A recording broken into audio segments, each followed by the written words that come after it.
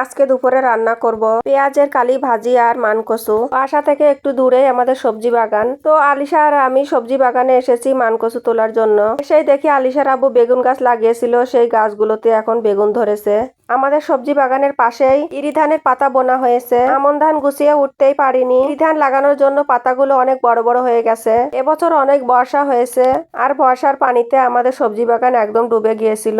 জন্য মানকচুগুলো ভালো হয়নি। গাছ যেমন পানি ছাড়া বাঁচে না, তেমনি অতিরিক্ত পানি হলে কোনো গাছই ভালো হয় না। এজন্য মানকচুগুলো এবার বড় হয়নি। তো বেছে বেছে আজকে দুপুরের মতো আমি কয়েকটা মানকচু গাছ তুলে নিয়েছি আর সেগুলো পরিষ্কার করে বাসায় চলে যাচ্ছি। এখনই দুপুরে রান্না করতে হবে। তো কচুগুলো তুলে এনে আমি কুটতে বসেছি। কচুগুলো রান্না করার জন্য নিয়ে আর চারাগুলো রেখে দিয়েছি। এই চারাগুলো আবারও লাগিয়ে দিতে হবে। বাসায় বিনা সারের কচু খেতে খুব স্বাদ লাগে। ঈশা বাসায় এসে খেলা নিয়ে ব্যস্ত আর আমি কচুগুলো সব কেটে নিয়েছি। কচুর এই চারাগুলো সব এক জায়গায় গুছিয়ে রেখে দিব, পরে লাগাতে হবে। মাটির দুই চুলায় একসঙ্গে রান্না করা হবে, এজন্য এক চুলায় ভাত আর এক চুলায় মানকচু বসিয়ে দিয়েছি। কুকারের ভেতরে কচু, পানি আর একটু লবণ দিয়ে একসাথে বসিয়ে দিলাম। দুইটা সিটি দিলেই এখনই কচু সেদ্ধ হয়ে যাবে।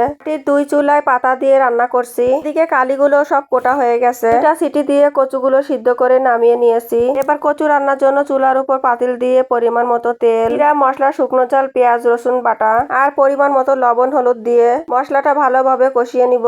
মানকচুগুলো আমি মাংসের মশলা কষিয়ে মাংসের মতো করে রান্না করব। এবার কষানো মশলার ভেতর পানি দিয়ে দিলাম। এবার ঝোলের পানিতে বলক উঠে গেছে, তো সেদ্ধ করা কচুগুলো বলকটা পানিতে ঢেলে দিয়েছি। দুপুরবেলা আমার টার্কিগুলোর অনেক ক্ষুধা পেয়েছে, এজন্য আমার কাছে রান্না করে চলে এসেছে খাবার খাওয়ার জন্য।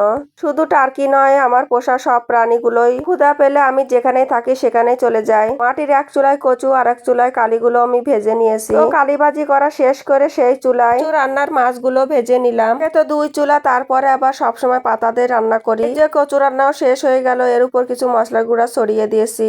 তো সবকিছু রান্না শেষে গাভীর দুধটা চুলার উপর বসিয়ে রেখে দুপুরের খাওয়া দাওয়া আর সব কাজ গুছিয়ে উঠানে চাউল ঢেকে রেখেছিলাম, সেই চাউলগুলো এখন ঝেড়ে ব্রেলে ভরতে হবে।